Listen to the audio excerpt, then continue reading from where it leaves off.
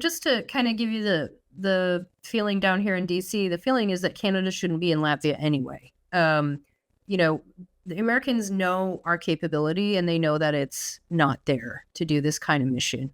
And I think the Americans under Trump are saying we want North America to secure North America first. That's why there's focus on Greenland. That's why Trump is talking about Canada. And he is sort of giving us an out. And I think we should take it. Let the Europeans secure Europe. That is sort of what he's trying to get at with talking about this.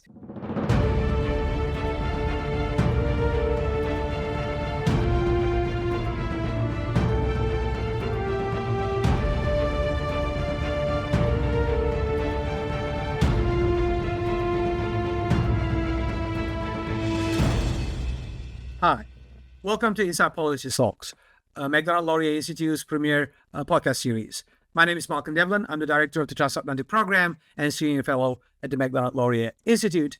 And today, I'm delighted to be joined by my friends and colleagues to talk about U.S. and Canada relations after Trump's inauguration, particularly focusing on the defense and security aspects. I know you hear quite a bit, and you will be hearing a lot on the trade dimension and economic relations, but defense and security is integral to this relationship, and we would like to talk about that today.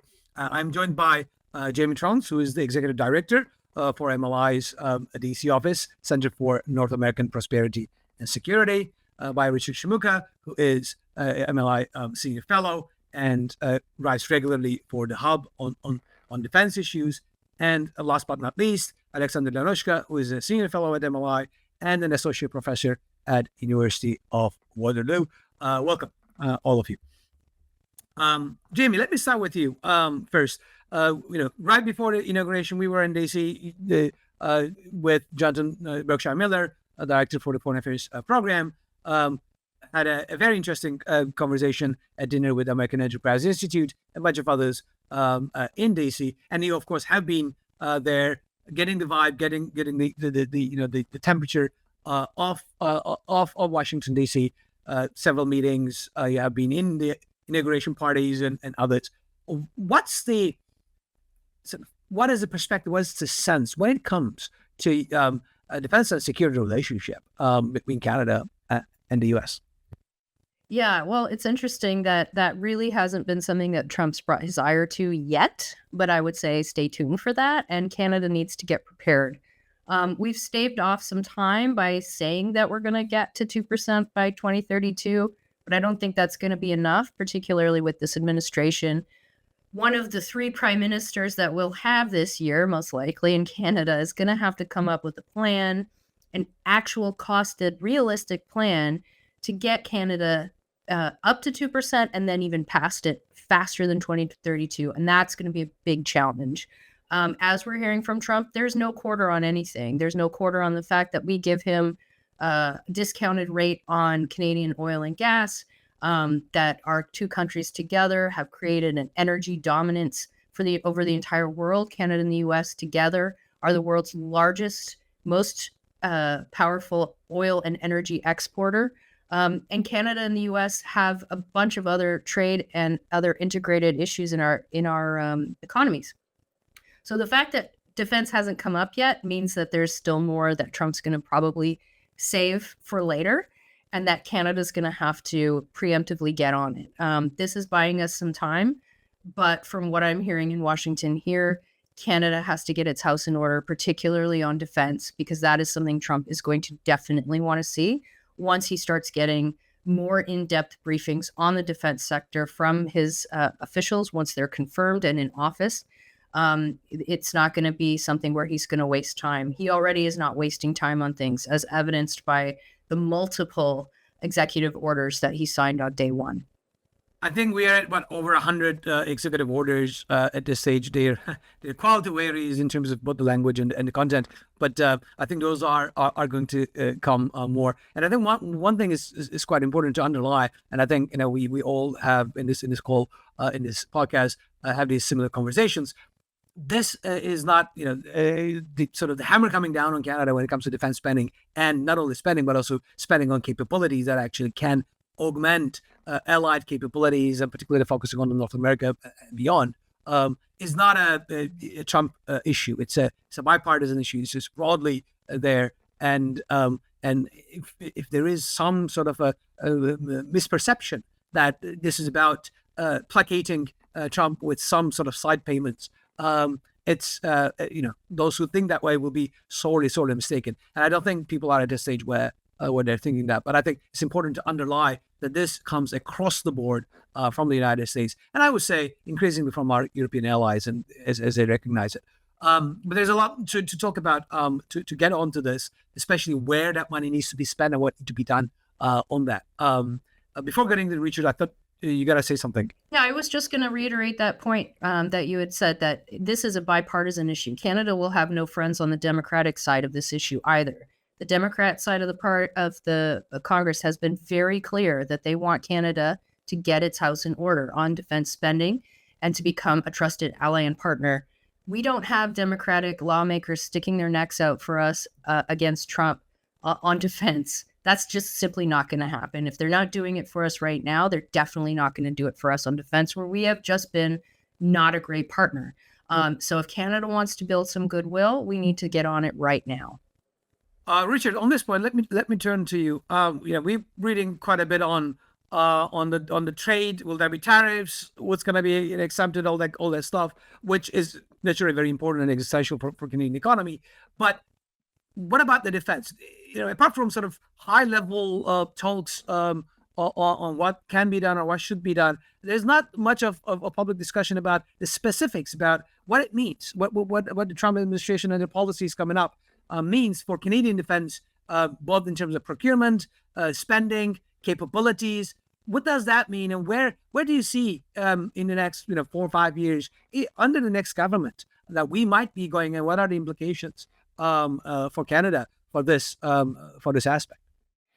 Yeah, so I think you gotta think, let's say, what's with Trump's administration focus, which is certainly they're thinking about Fortress of America, bringing back, sort of reducing the sort of financial capability burden that is required outside of North America in order to sustain places in Eastern Europe, or just to a lesser extent in the Asia Pacific and the Middle East.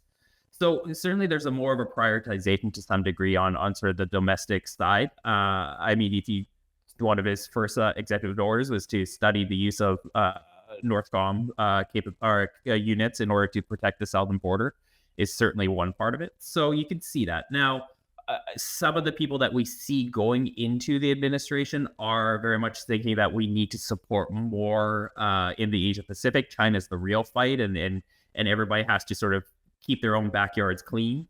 So they want to see more Europeans buck up more into or support against the fight against Russia.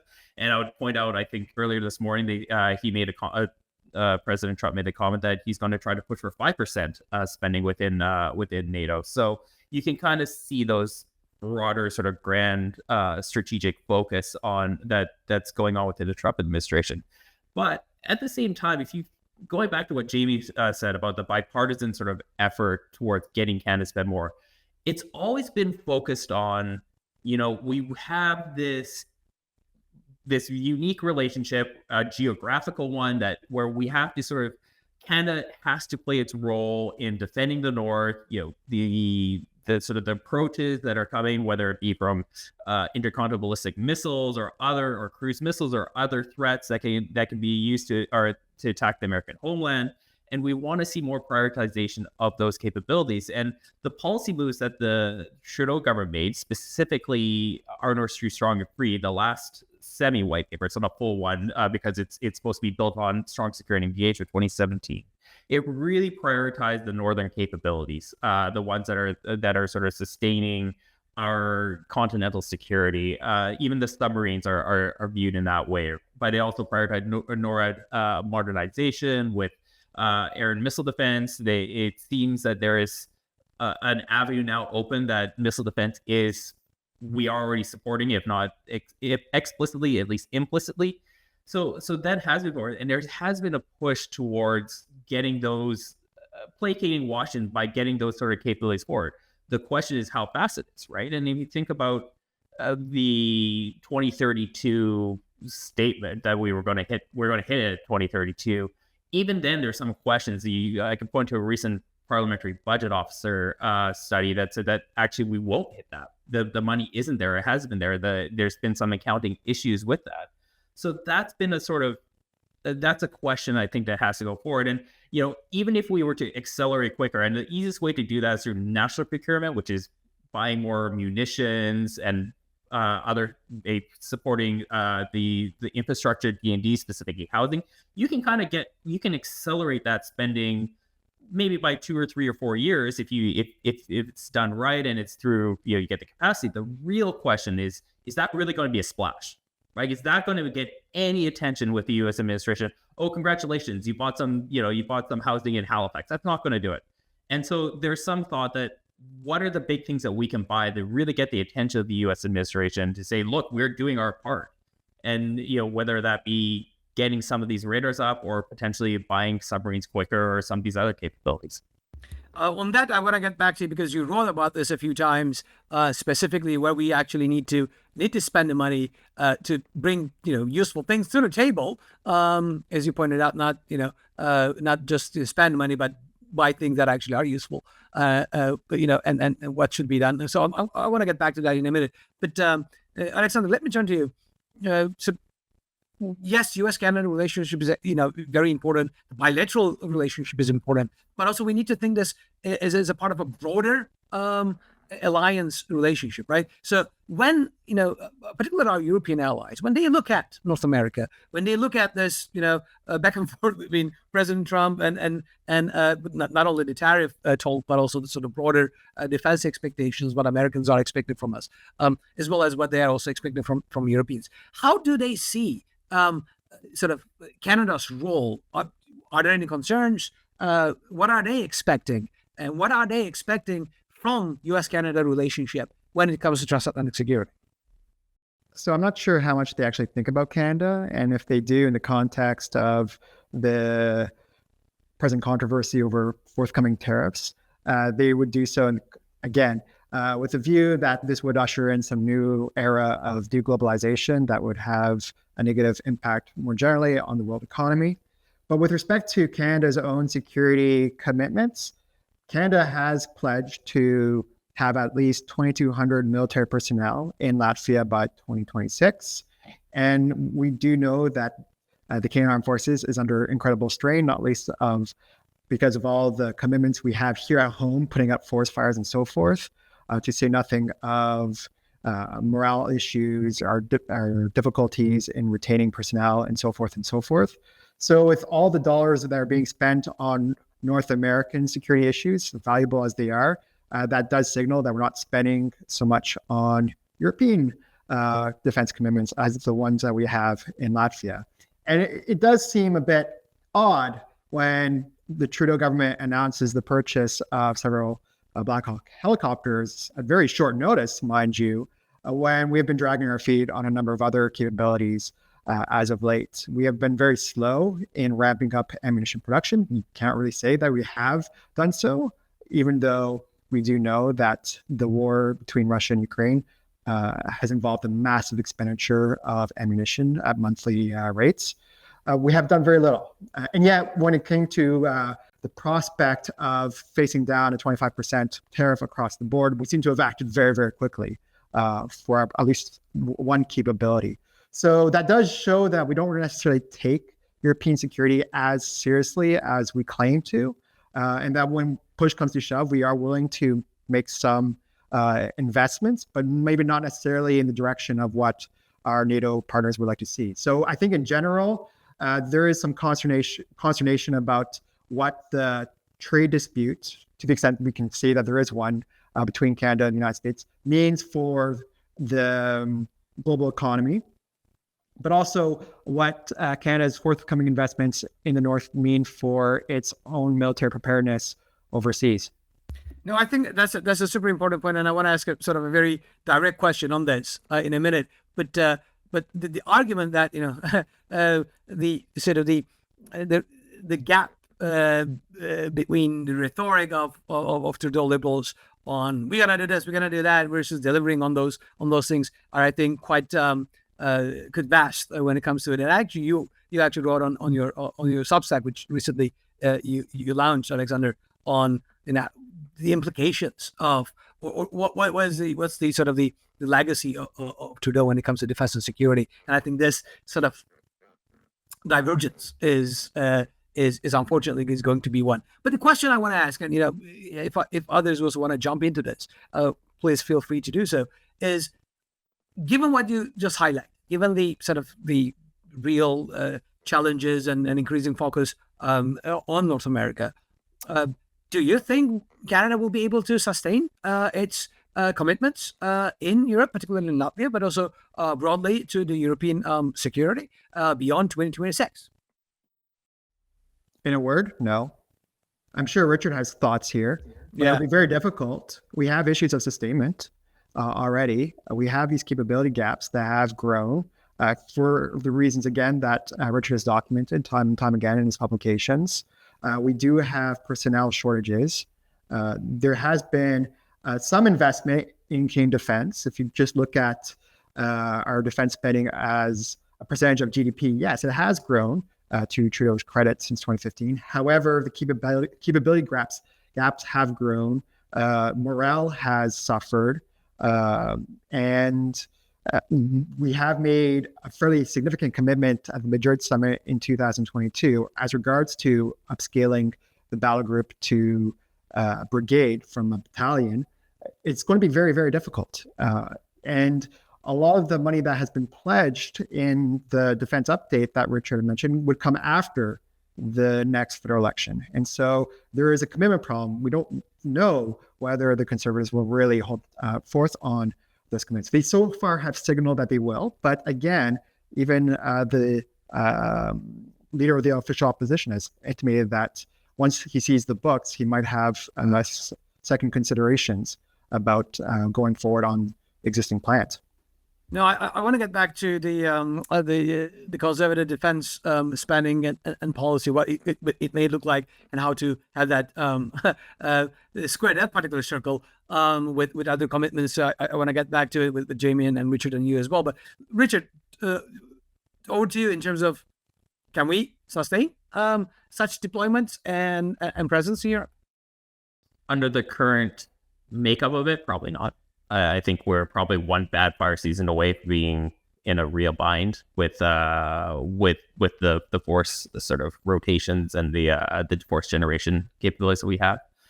There can be some innovative ideas. I think currently we're under this 6-month rotation cycle. If we look back to the Cold War structure, where we have 2 or 3 year deployments with families, might be more achievable. It's tough to say. I haven't fully looked at that, but that's one area that could be looked at.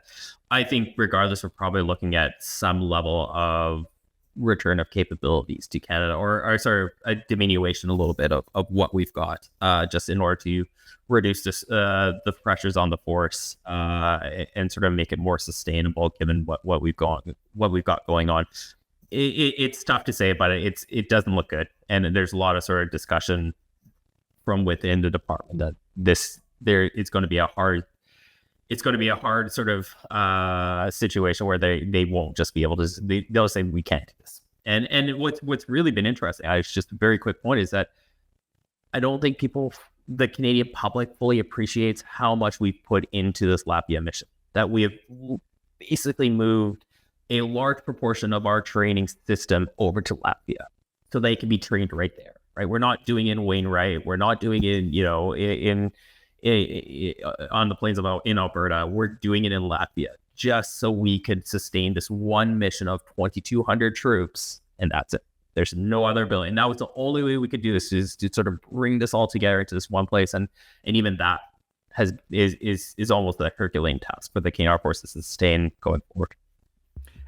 Yeah, I mean, this is in a way quite depressing. Given Canada has throughout the Cold War and maintained its massive presence and capabilities, and now we are reduced to basically barely maintaining it 2,000 people. in Europe. Jamie, let me start with you on terms of how conservatives can square this particular circle. The pressure is going to come. It's coming up from the Americans. You have to be sort of spending significantly. Trump today was saying 5%, expecting as Richard was pointing out, it's not going to be 5%, but I think it is very, very clear that there's the push towards at least 3% or so across the board, which means not only the 20 billion or whatever needs to be to double that, right? So we're talking about maybe 40 billion, 50 billion a year additional spending. How is that going to? Where is that going to come from? Pierre Poilievre also sort of promised to balance the budget, balance the books. Not going to raise taxes. How is that gonna work out? And what's failure to deliver on this when it comes to the relations with the United States? Failure to actually significantly start making way up to 2.5, 3, whatever. Is going to undermine, create tensions with the U.S. and Canada under a conservative government. Do you see any sense of plan? What seems to be, how can it be done? And I'm going to go with Richard and Alexander to get their thoughts on this as well. Yeah, well, just to kind of give you the feeling down here in DC, the feeling is that Canada shouldn't be in Latvia anyway. The Americans know our capability and they know that it's not there to do this kind of mission. And I think the Americans under Trump are saying, we want North America to secure North America first. That's why there's focus on Greenland. That's why Trump is talking about Canada. And he is sort of giving us an out. And I think we should take it. Let the Europeans secure Europe. That is sort of what he's trying to get at with talking about this. And let Canadians come home and start focusing on North America. What does that mean for the strategic goals of what the Canadian Armed Forces need to do? And Richard and I have talked about this on and off last few days, but basically they want us to focus on safeguarding our part of North America, which is particularly the Arctic, the North. We're surrounded by water on all three sides. Maybe we should start investing more in things like submarines. That makes a lot of logical sense. And so I think by looking at the strategic priorities of what the Americans want us to do, and by the Americans, I generally in this sense mean Trump, but also American policy experts here. They know what we're capable of. They know what they want us to be capable of, and we're not there yet. The gap between the two is just too large. So Canada needs to focus its spending on things that protect our homeland and protect the home continent.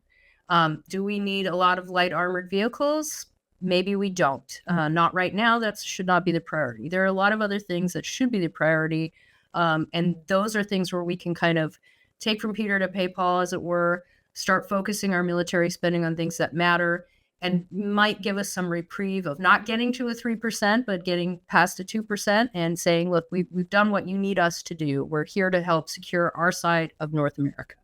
So I mean, just to sort of paraphrase, I don't want to put words in your mouth, but sort of the way to deal with the pressure under a conservative government will probably be to focus it at home. And even if that doesn't mean that we get it to 2.5%, 3% right away, that could take the pressure off and could help them to square that particular circle without necessarily putting another $60 billion into defense. It's saying that we are getting through, we're going to spend more, but I also have to balance this budget and deal with it. So give me 2 years, 3 years, 4 years. We're spending on this. We're going to ramp up, but not right away, right? Because otherwise, where are you going to find the money? Is the question. What's your take, Richard and Alexander, on this? How can the new government can square this particular circle? Richard? Well, Alexander. I don't think it's going to work to some degree for this administration. I think they're very much looking at they want to see action. They want to have results, right? This is that's really, I think, if there's one aspect of the Trump administration is they want to have their big splashy announcements or big efforts, just like the taking credit for the ceasefire in Gaza, even though it may not have been it's not their negotiator, but certainly they're going to take credit. They want to make things that they can kind of say, look, this is what we've done, right? And saying that we're just going to delay to 2032 and we'll make it there, I don't know. I don't think that's going to go that well with them or go over that well. And again, so before, it's pretty baked in across Washington, as Jamie sort of noted. The Congress and the staffs are pretty universal on their view that just Canada's spending is just not there. Like it's not. And the one difference I'd probably say with Jamie is that the Army doesn't really have much of a domestic role other than sort of the domestic security, but even that's more reserve sort of function than it is. There's parts of the regular force that does. But it's really, the Army has a view that they want to be abroad, right? And that's how they're kind of organized. And again, look how we've organized for Latvia. That's the reality. And a lot of the programs that would be really important for showing our intent for domestic have been prioritized through Arder Strong or Free. They were funded. Now the question is whether or not some that can be moved forward. Really, the only one that can be moved forward is the submarine program, and that would require us to basically say we're not going to have competition. We're going to sole source the one option that's going to be able to deliver in the next 3 years, and have a full on capability by 2035, let's say, right? And if that's really, and that would make a splash. Like that would be something that the U.S. government say, oh wow, you've actually done something here that's actually helping us out, right? You have submarines that are now operating, so the first ones may operate by 2032 or something like that, and we're going to be in this business and really supporting the U.S. so that they can move some of their capabilities to Indo-Pacific, right? That would be the one way I could see it happening. If we're just going to sort of hold the line in this case, I don't think it's going to help. Now, I do have a sense, though, that I think the Conservatives understand that, and they are looking at ways to maybe try to go down this line. I think that some of the view that Canada has to be strong. You see some of the statements that Poilievre has made in the past couple of days here that suggests that there is an understanding that business as usual is not going to cut it, and that we need to sort of move forward to address these real concerns that have been made by politicians across Washington, not just the Trump administration. Alexander, what's your take on this? How can they square this particular circle? Well, I suppose I would react to something that Jamie had said with regards to the Latvia mission. I have a hard time envisioning Canada pulling out wholesale from that mission, not least because it is in the DNA of the Canadian defense establishment to have a seat at the table. And one way of having a seat at the table is to contribute to NATO, whether it is the appropriate thing to do. It would create backlash within Europe and it would antagonize our European allies. It reminds me of what happened when Trudeau Père had tried to withdraw Canadian forces from Central Europe. He didn't succeed, and he ended up having to buy German tanks in order to make them happy again. So it didn't quite work out. I'm not sure if the Canadian defense establishment would want to consolidate so much of its force posture or security relationships in North America as such. You might try to see Europe as a way to diversify away from what they see ultimately as a very fickle Trump who, maybe he'll be pleased by this one initiative, but there are no assurances that he'll be pleased forever. So I can see a reduction perhaps of the military commitment, in part because of fiscal realities, to say nothing of all the opportunity costs that come with that deployment. But a wholesale withdrawal, I don't necessarily see happening, not in the next several years at least. Excellent. Well, we're coming to the end, so let me ask one last question and get each of your sort of 1-minute reaction to it. Looking at next year, let's say you have a crystal ball, and looking at 2025, what will be the one thing that you will watch out for when it comes to U.S.-Canada relationship on defense and security that will tell you which path are we going down, right? The path of light or much more turmoil down the road. What will be that sort of lighthouse that you will be paying attention to? Jamie, let me start with you, and then Alexander, and then I'll end up with Richard. I mean, that's a really tough question. I think every day I look at Twitter to find out what's happening, in the Canada-U.S. relationship. But I'm going to have to fast forward to once Canada has its final prime minister elected for this year, inshallah, as we say, we will know a little bit more about what that relationship is going to look like. And I think that relationship itself is going to be a precursor, whether it's a positive or negative personal animosity between the two leaders of our countries. That's what I'm going to be looking at to see how things go. Yeah, the personal chemistry, I think, going to be a key, as we keep hearing from others as well, and from the Trump's first term. If you think about it, Shinzo Abe and others, and how they sort of relate to Trump, and how they sort of turn that into the advantage of their national interest. So I think, yeah, that's a great point to look at. Alexander? Maybe I'm naive, but I suspect U.S.-Canada relations will improve if Canada were to elect a conservative prime minister. I can see it operate much the same way as it did between Harper and Bush and Mulroney and Reagan. They're all different leaders, but they have more ideological similarities than not.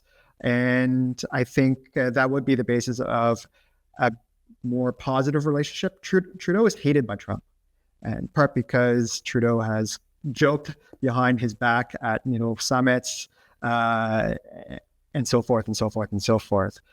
I just don't see anything positive there. I'm not sure if Trudeau cares much for the Liberal Party of Canada. I don't think he'll necessarily warm up to Carney, since he looks like the presumptive leader of the Liberal Party. But I do see relations, in fact, improving, in part because of what we've seen in the past already in Canada-U.S. relations. Richard, what's your lighthouse that you're looking for to see where we are going? Going third here, I'm going to have to agree with all these points. I think the visceral dislike between the two leaders is apparent. You just can't say that. And then whether anything, like, if it's Freeland, it's probably going to be even worse. If it's Carney, probably going to be similar, right? So those are real challenges over that. And to Alex's point, just about the Trump administration and a potential conservative leadership. We already know that there are much better direct links. J.D. Vance and Janelle Devani, some of the other members are much closer and have that kind of relationship. I think the way that the Conservative Party and Pierre Poilievre sort of operates, they having podcasts, some of the way that they sort of talk on Fox News and other sort of events, it just jives better with how they view, right? And that they can communicate in some ways. There's more of the sort of the overall sort of view how those relationships will build out. Because again, if there's that dislike between the liberals and the liberals and the Trump administration, at least that temperature will be brought down, and that may well allow for more effective relationship. And I think to some degree, if a leader like Pierre Poilievre is able to go on Fox News, even if you look at how Doug Ford communicates on Fox, I think that's a really good. He's able to sort of talk to the core base of the Republicans to sort of say, these are our issues. How can you say this is, folks, we're together in this. What are we doing here, right? I think that really brings the temperature down and allows that, the Trump administration to sort of think twice about some of these things, because they will see some blowback, which they already are. I mean, we're already seeing this on some of these bilateral issues, talking about trade, not just security as the focus here, but on these other issues. You see that it's not well like that. If you're a car manufacturing plant, or not, but like a subcomponent manufacturing plant in Ohio, right? And you're facing a 25% tariff potentially. That's not like, and that's a fairly red state, right? So I think that to me will sort of say that. If I want to say like actual like one thing, I think if you look at the election platforms, I think for our election platforms going for whenever this is going to be in May or June or wherever, I think that would be a side to see where that relationship will go and how it may play out.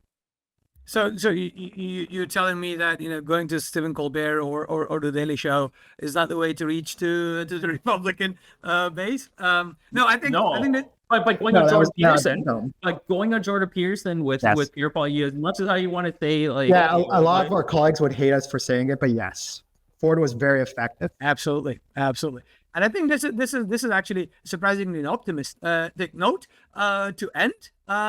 When we look at the future of U.S.-Canada relations. Again, thanks all three of you for coming along today. And we definitely will continue this conversation as we get into the election season here, and as we see more of Trump's policies. As you know, this is an existential relationship, and therefore we will pay a lot more attention here and continue to pay attention here at MLI. Is the only Canadian think tank with an office in Washington, D.C., and Jamie holding the fort there. So we'll get back to this again and again. So thanks for joining us today, and until next time, stay safe.